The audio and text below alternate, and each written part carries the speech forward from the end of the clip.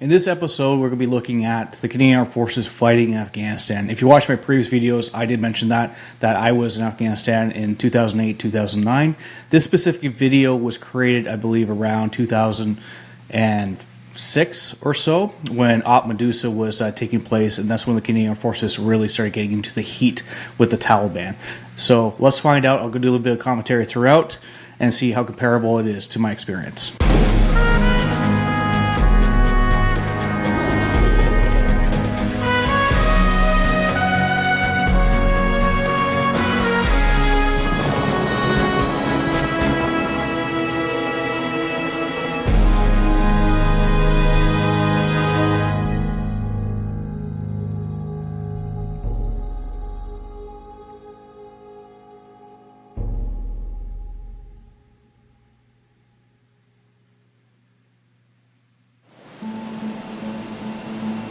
When we landed in Kandahar, it's quite the eye-opener. As soon as you land, there's fighter aircraft taking off, there's helicopters going. So you realize, my God, this is something much bigger.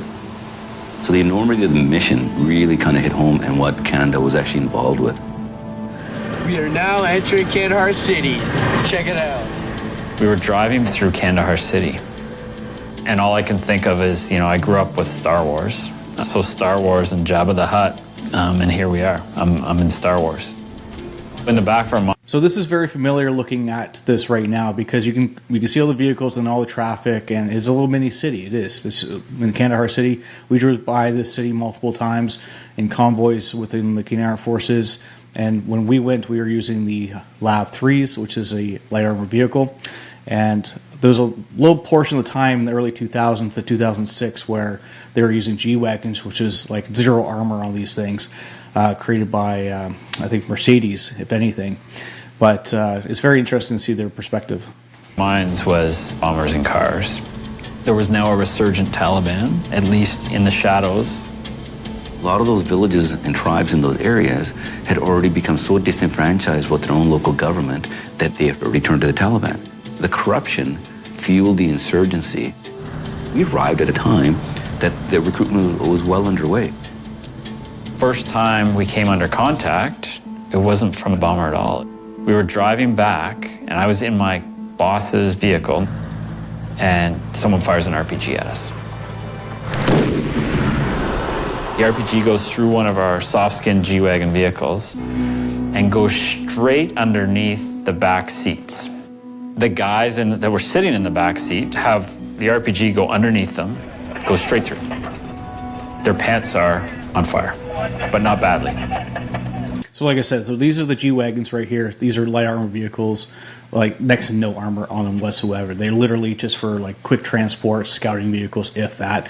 We don't use those anymore overseas at all. I think now they switch back to the Hummers or some sort of variant. But again, these were just, they didn't know what they're getting themselves into. They just thought that they were just, going to be helping out with the schools, kind of occupying a couple of things, create a couple of fobs here and there. But very quickly they realized how quickly this force was ready to kill them. So they've just, clearly had a close call. That's when you realize we're an army of strangers in a land of strangers. 8-6-9.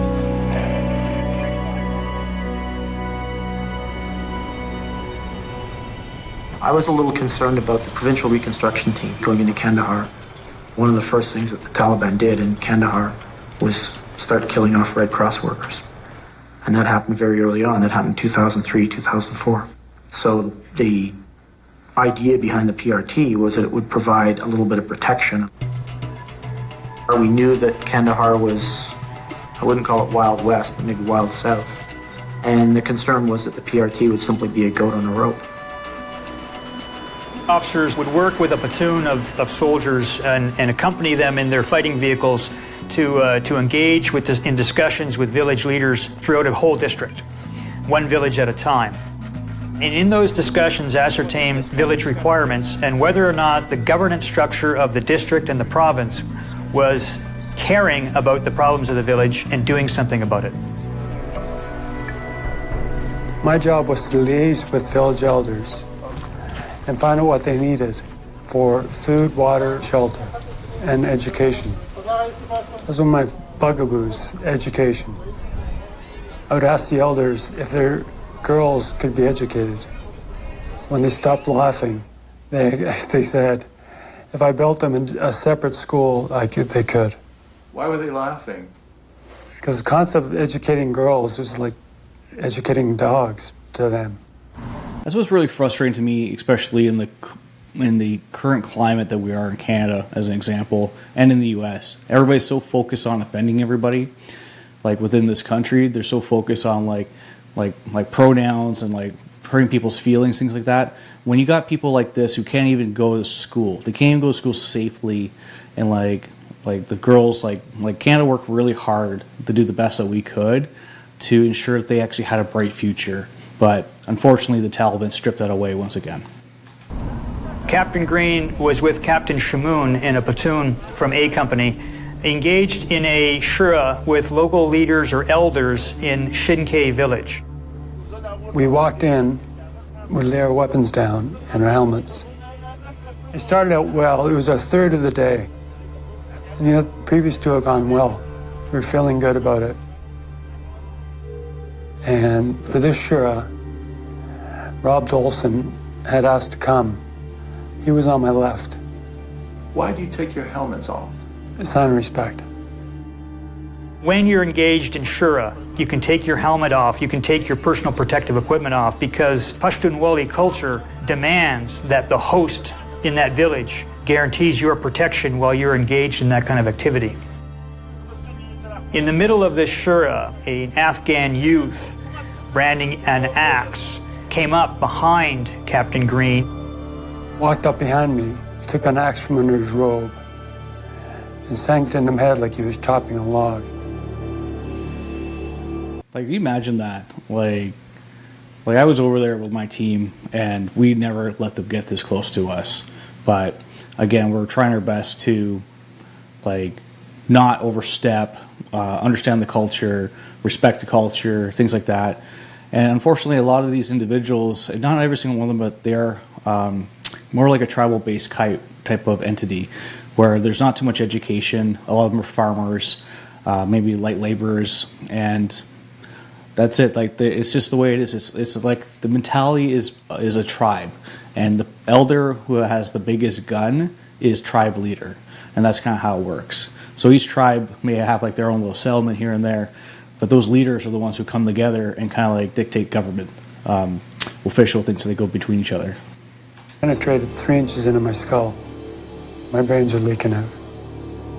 When the man on my left, Rob Dolson, managed to grab his weapon and shoot 2 rounds into the kid before he could strike again, he saved my life. Rob Dolson, my hero. And it was a signal for a Taliban ambush from across the river. And all hell broke out. There was a firefight immediately afterwards. There were some Taliban hidden in the village. So in fact, Shin had been hard. My hero.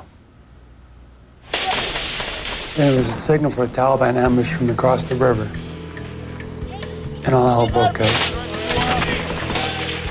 There was a firefight immediately afterwards. There were some Taliban hidden in the village. So in fact, Shin had been harboring a Taliban cell while they were in discussion with us. Whether or not the youth was coerced by the Talibs, we don't know. Pashtunwali, the code of hospitality, had been extended to them. This is now an issue between the Afghans and the Taliban, and how the Taliban don't respect their own culture. Because this was not a breach of protocol between the Afghans and us. It's got nothing to do with that. It's got everything to do with the Afghans and how the Taliban don't respect their own culture. After he had been wounded, a lot of agencies reassessed whether or not they're going to continue with developmental efforts.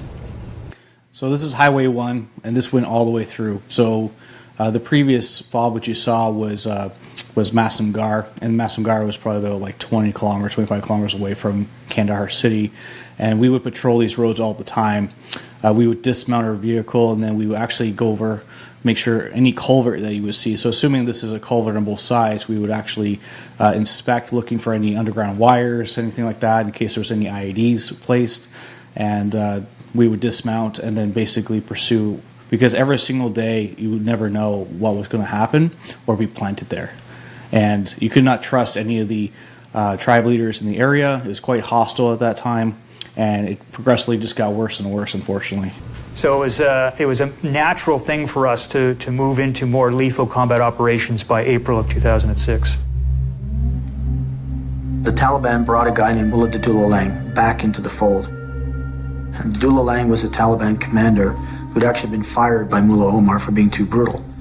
Dadullah Lang came back to Omar and said, listen, we've discovered a seam here. Okay, the Americans are going to pull out of Kandahar. They're going to hand it over to the Canadians. There's a potential weakness here because the Canadians won't fight. So he convinced Mullah Omar that 2006 was the year that he could take back Kandahar City. I had information that they had built a defensible base, a very large one in that area with compounds, defensive positions, and their sole job was to use that as a staging area to be able to launch attacks into Kandahar City. That was the purpose of it. They planned to actually go from those bases to do a spectacular attack in Kandahar City that would get world press and demoralize NATO and make us lack credibility.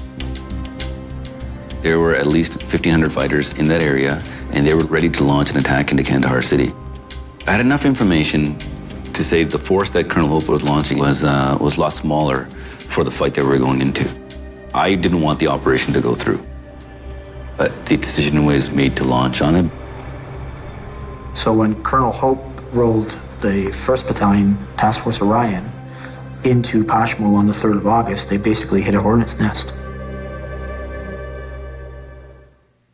Attention there, military history enthusiasts. Brace yourself for an unparalleled journey into the heart of warfare with History Hit, where the untold stories of desperate battles come to life. Join James Holland on a gripping road trip through Italy in Road to Victory, Italy 1943, uncovering the often overlooked campaign of the British 8th Army's landing and advance up the Italian peninsula in 1943. Next, explore the forgotten battlefields of the First World War with Alex Churchill, tracing the bloody battles that unfolded before the trenches, revealing the clash of modern weapons and Napoleonic tactics in a conflict that set the stage for the Great War. And finally, follow the one and only Rishi Sharma in Untold Stories of World War II as he raced against time to capture over 2,200 personal oral histories from living combat veterans, preserving the harrowing accounts of those who lived at the bleeding edge on the front line. Discover hundreds of hours of award-winning documentaries and ad-free podcasts with History Hit. Sign up for a special offer via the link in the description.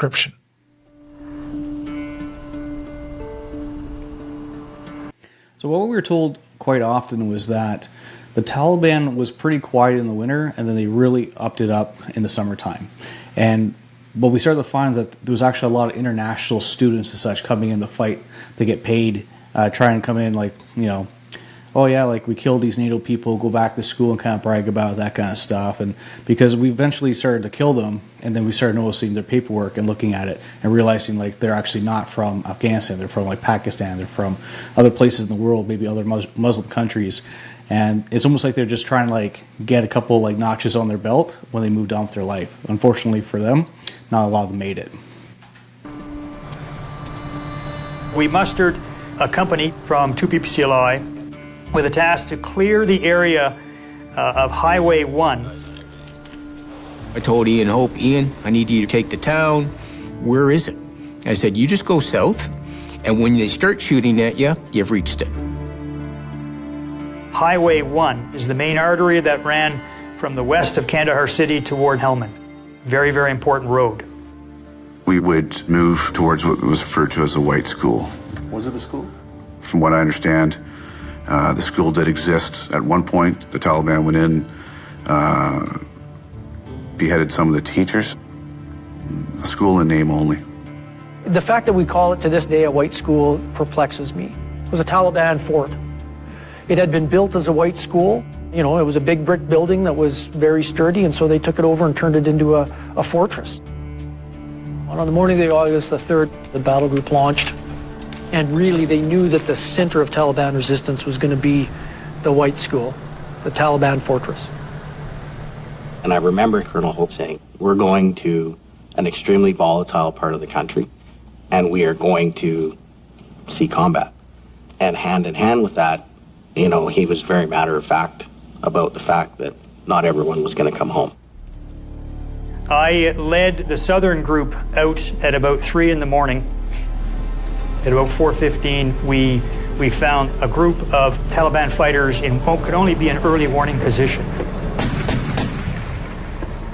We're going to send ANP forward to cover us as we move our way through to the blocking position. The lead Lav 3 got on the radio and called in a contact and said, you know, I see 6 guys with rocket-propelled grenades and machine guns, and I'm asking permission to fire. And I said yes. So it's going to be over in that direction. So we basically fired upon that group with concentrated Lav fire of 4 different vehicles using 25mm machine guns. There's not much left of that group once that kind of munition hits them. And then we were moving forward to actually get onto that position and find out what it was when one of our vehicles hit an IED. There's a loud boom, and it struck the lead Lav, which was driven by Corporal Chris Reed, and he was killed. The number of IEDs on the road prevented us from wanting to risk any more Lavs moving forward. Colonel Hope is like, okay, we really need to get there, but I'm not willing to drive down this road anymore. So we're going to do this assault on foot. So Sergeant Anger and I got together, and we basically figured what the best approach was up to the school. The Lavs that were already in position, it wasn't wise to move them forward. We didn't know how many IEDs were in the road. The one thing that a lot of people forget is that the Russians were actually at war with the Afghans years ago. Like, I think it was in the 80s or something like that. And they planted minefields throughout. So let's say this is the major road coming in, as an example, right? So we would have minefields on like the inner between the mountains right here that we would have to like navigate through, or maybe on the like both sides. Some of them were like destroyed, but basically the way that works in the desert is that the sands shift. So let's say if you have a map of like where all these landmines have been actually laid back in the 80s, they're not going to be there anymore. They're going to shift left, shift right, shift all over the place. Some might have been detonated just because of ordnance strike, or were like unlucky few who landed on top of them. And these could be like anti-tank mines, anti-personnel mines. So we were very cautious of where we were walking, and extremely cautious when we were covering vehicles that were stuck in minefields. They had about 20-25 Afghan National Police attached to John Hamilton's platoon. And as they moved forward, they sustained heavy fire from all around the White School. The Afghan National Police immediately fled the battlefield.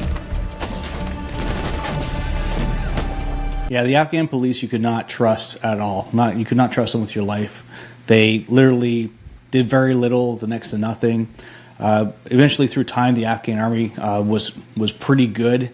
They were started to be trained really well by the Americans as well as the Canadians. They got a lot more confidence. They started to have a lot more trust within their units. But for some reason, they couldn't wrap around the Afghan police. They just too much corruption within that unit. I called back to Colonel Hope. I said, sir, the Afghan National Police ran away. They're hiding now in a ditch. And he goes, John, you have to show them how it's done. And I said, no problem, sir.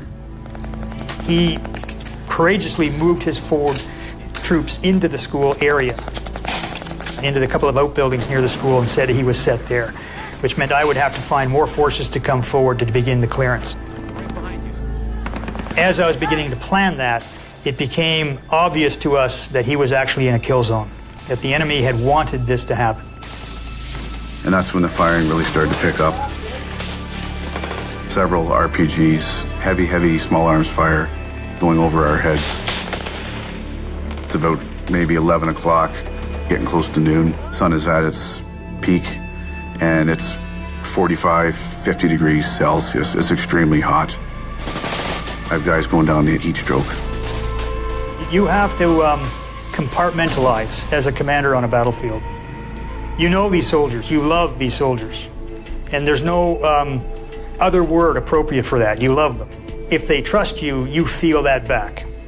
Committing them to what is almost certain injury and death is very, very difficult. At this point in the operation, though, I got over that. So I had stayed back with those guys to provide a foot on the ground for John and the rest of the Assault Forces movement up to the school, and they were doing it in bounds. By the time I got up to the school, to the objective area, Back up. I had 14 men. The vast majority of them were combat ineffective due to heat stroke, and also Private Kevin Dallaire was wounded at that time. Our situation was very precarious. They needed reinforcements up here as quick as possible. So if you're looking at these walls are like huge. They're like 8 feet tall, like 10 feet tall, some of these walls, and these are compounds. So these are almost like borders around the properties of certain locals, and doesn't mean that every single generation gets to keep them. Doesn't mean that's like they bought it, maybe they acquired it. Who knows what happened with these things over time. They have these little houses like this that sometimes they live in it, sometimes it's just meant for their crops. But these walls alone are probably about like 2 feet thick at times, maybe like a foot and a half thick, and it's like straw, rocks, like just mud, and pretty solid structures. So they provided more than enough cover for half the ammunition. The fire was pretty intense. It was coming from all over the place. There's 14 Canadians against what turned out to be 150 to 200 Taliban. So I'd asked for indirect fire support from artillery. And it was denied. Why? By higher headquarters because of potential collateral damage, because this was called a school. NATO's command and control philosophy out of Kabul was tight control of all combat forces. So, orders came down about tight regulations with the use of fire, indirect fire, direct fire, aircraft. So when we say school, there has to be a board convened, a targeting board with lawyers and experts in different types of fire and munitions, and somebody who knows about that actual facility, and they decide whether or not we can fire at that building. What a waste of time. What a waste of red tape right there. Like, you got lawyers involved who are like completely jackasses in the first place. But like, I remember when we were on a mission and mortars were coming at us and they were walking. There's one after another coming towards us, right towards our vehicle, and I was the driver of that. And I got on the comms and I was like, we're backing up right now. We're going to back up left, back up right, And eventually came to the point where we had AV going over top, and then they would have the Taliban basically hiding a piece of plywood of where they were shooting the mortars from. Then they would remove it, shoot the mortar, then put the piece of plywood back over top. And they're like, oh, no, you can't fire on that because they stopped firing at you. Like the ridiculousness that we were dealing with eventually came to the point where we were saying contact wait over the comms, because every single time you ask for permission to engage, they would always say, no, wait, just be a target. I swear some people were like hurt really badly because the officials up top were just too much of a coward to say, yeah, take out that target. That was why we had no fast air and we had no artillery. On a conventional battlefield where we have all these enablers that are supposed to be at our disposal, to be denied them in a situation like that was absolutely heartbreaking. What was your feeling about that? Yeah, I can repeat the words I used, but I was pretty upset.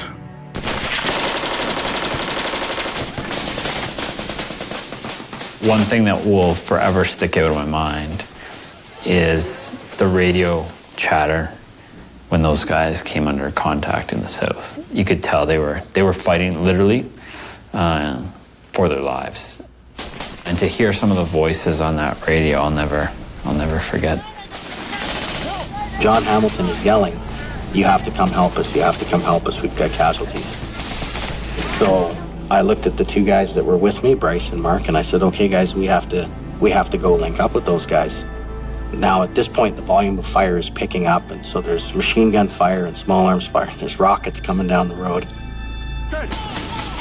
So we got up and we started running across this field, and it was absolutely insane. It was one of those things that I think when you watch a movie and you see bullets splashing around people's feet and rocks skimming by your head and stuff like that, that's exactly what it was like. And at the time I wasn't really thinking a whole lot about it, but I remember thinking like, geez, I really hope we make it. We were still under intense fire. Guys were fighting hard. All of a sudden, things just went black, and I felt this explosion hit. Boom! This giant explosion, and I'm being propelled backwards across this room, and I hit the wall. After the round hit and I opened my eyes, Von Ingram was right across from me. Von was actually, as he was dying, was providing first aid to others that were wounded as well. It just speaks to the type of man that he was. It really became obvious that there's a lot of bad guys out there that really want us dead. Now there's 3 dead. Kevin Dallaire is seriously wounded, like gravely injured. 6 others that are pretty beat up. So there's like 4 of us that are not injured that are still able to fight.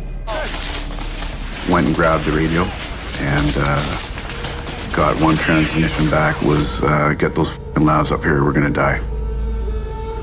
And then the radio went dead. I put out a all arms call for fire. Basically, it's a plea from a ground commander saying, we're in trouble. If there's any aircraft out there that can help. I wasn't authorized to drop a bomb, but I was authorized for a show of force. So what the U.S. Air Force did was send a B-1 bomber at 500 feet.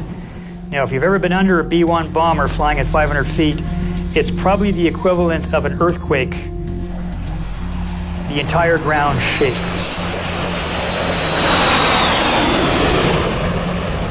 It was only the Air Force coming at that critical moment that saved us and turned the tide.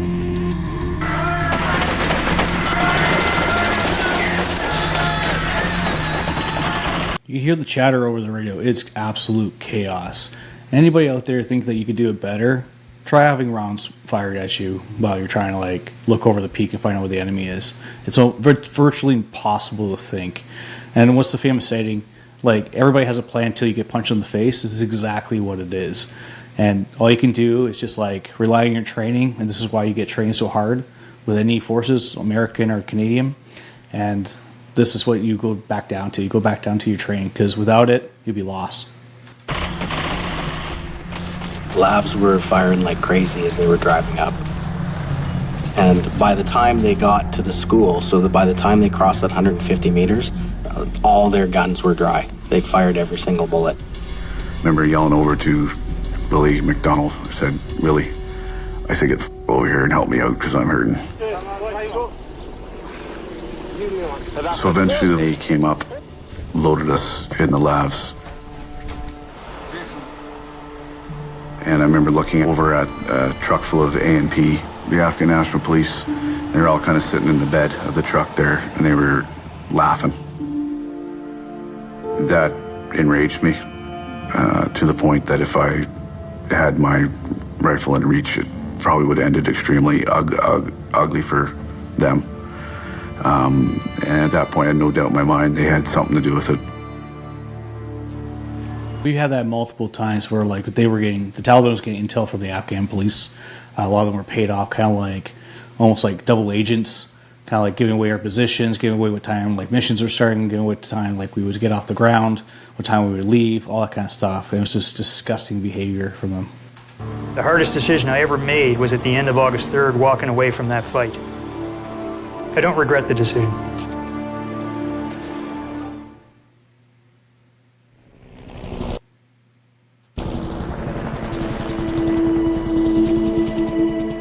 tough to talk about?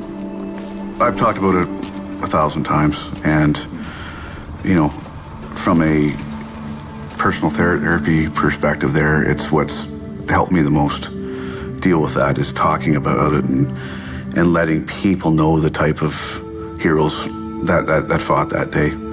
Guys like Sergeant Von Ingram, Corporal Bryce Keller, Private Kevin Dallaire, Corporal Chris Reed, guys like that. I have to talk about it because I'd be doing them an injustice if I didn't.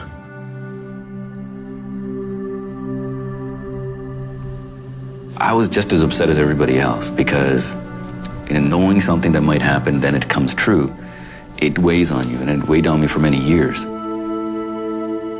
Even though we took significant casualties at the White School, and it was a tough day for everybody, that allowed us to confirm the information that led to Operation Medusa, so that eventually led to the saving of Kandahar City.